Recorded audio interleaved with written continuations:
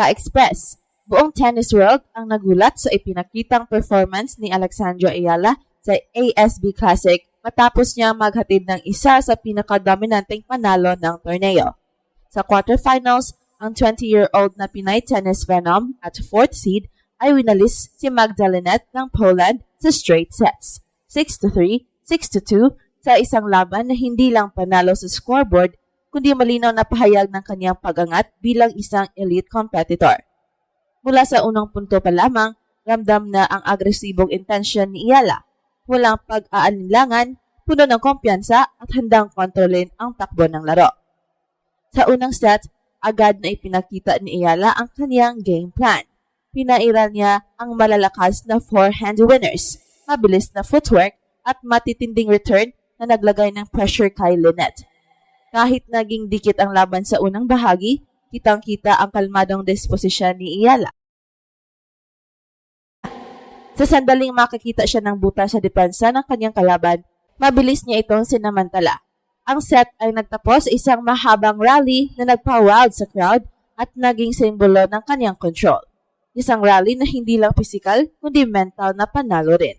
Pagpasok ng ikalawang set, lalo pang lumabas ang maturity sa laro ni Ayala. Hindi siya bumitaw sa momentum, bagkus ay mas lalo pa niyang pinatindi ang pressure. Sa likod ng solidong serbisyo at eksaktong shot selection, mabilis siyang umarangkada sa 4-0 lead. Ang bawat palo ay may malinaw na layunin. Kung hindi man direktang winner, ay sapat upang itulak si Lynette sa alanganing posisyon. Sa puntong ito, halatang nahihirapan ng makahanap ng ritmo ang Polish veteran habang si Ayala ay tuloy-tuloy ang kumpiyansa. Namukod tangi sa buong laban ang left-handed forehand ni Ayala na paulit-ulit na naging sandata upang sirain ang depensa ni Lynette.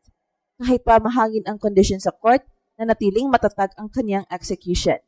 Alam ni Ayala kung kailan magpapakawala ng full power shot at kung kailan maglalagay ng drop shot para gulatin ang kalaban. Ang ganitong antas ng decision-making ay malinaw na palatandaan ng isang manlalarong hindi na lamang umaasa sa talento kundi marunong na ring magbasa ng laro. Mas lalong naging makabuluhan ang panalong ito dahil sa bigat ng kanilang kasaysayan. Bago ang laban na ito, ilang beses nang naging hadlang si Lynette sa pag-usad ni Ayala. Noong 2023 sa Canberra and 2024 sa Eastbourne, parehong tinapos ni Lynette ang kampanya ni Ayala sa straight sets.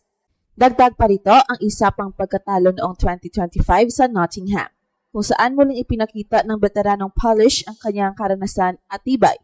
Sa mga panahong iyon, madalas mabangga si Ayala sa matatag na depensa at consistency ni Lynette.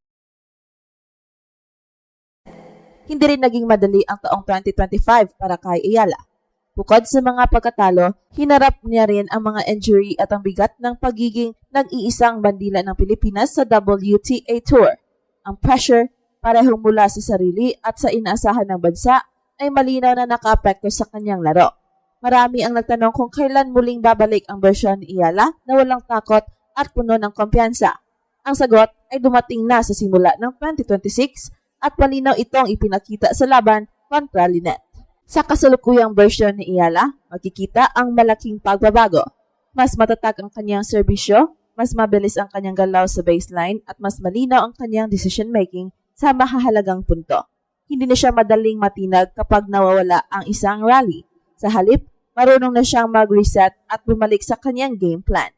Ang mga pagkatalo at paghihirap ng mga nakaraang taon ay tila naging pundasyon ng kanyang paglakas, hindi hadlang sa kanyang pag-unlad. Agad na sumabog ang emosyon ng mga fans, lalo na online. Marami ang namangha sa ipinakitang composure ni Ayala at sa kung gaano kalaki ang ipinagbago ng kanyang laro. Ang madalas na tanong ng mga manonood ay kung sino ang bagong Alex Ayala na kanilang nasasaksihan. Isang manlalarong walang alinlangan, may malinaw na direction at punong-puno ng gutom sa tagumpay. Sa loob ng court, malinaw ang sagot. Ito ay isang atleta na handa ng umakyat sa susunod na antas ng kanyang karera. Ang atmosphere sa Auckland Center Court ay nagmistulang home court para kay Ayala. Sa kabila ng mga maaraw at mahangin na kondisyon, ang lakas ng suporta ng mga Pinoy fans ang lalong nagbigay buhay sa laban. Sa bawat break at bawat mahabang rally, ramdam ang hiyawan at suporta na tila nagbibigay ng dagdag lakas sa ating pambato. ang presensya ng mga watawat at ang sigawan ng mga kababayan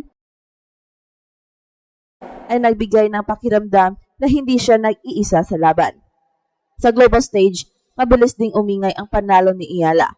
Ibinida ng WTA at international media ang kanyang dominating performance. Tinawag itong isa sa pinaka-kumpiyansang panalo ng torneo.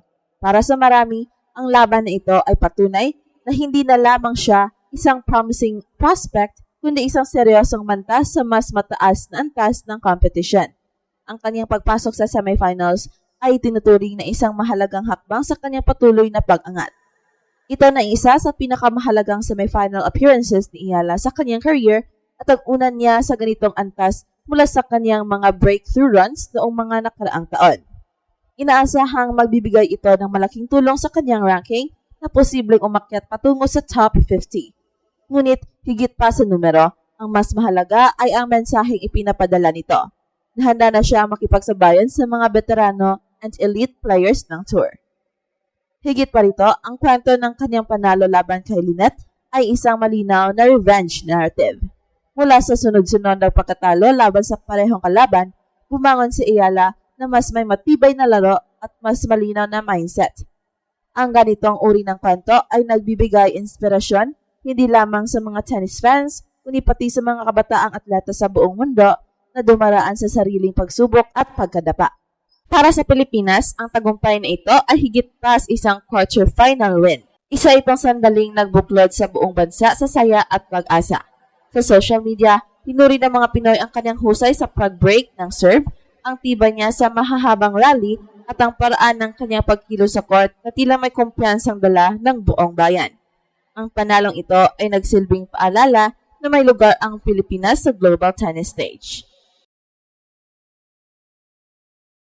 Mula sa mga heartbreak at hamon ng 2025 hanggang sa panibagong pag-asa ngayong 2026, mas lalong nag-alab ang paniniwala ng bansa sa potensyal ni Alex Ayala. Ang kanyang journey ay malinaw na hindi linear. Punong-puno ito ng pagsubok, pagkatalo at muling pagbangon. Ngunit sa bawat hakbang, mas lumalakas ang kanyang karakter at mas humuhubog ang kanyang laro. Habang papasok si Ayala sa semifinals at haharap sa panibagong hamon, iisa ang malinaw. Ang Pinay star ay hindi na basta nangangarap lamang. Siya ay kumikilos, lumalaban at patuloy na ginugulat ang mundo sa bawat pagkakataon. Ang tanong ngayon ay hindi na kung kaya niya, kundi kung hanggang saan pa siya aabot.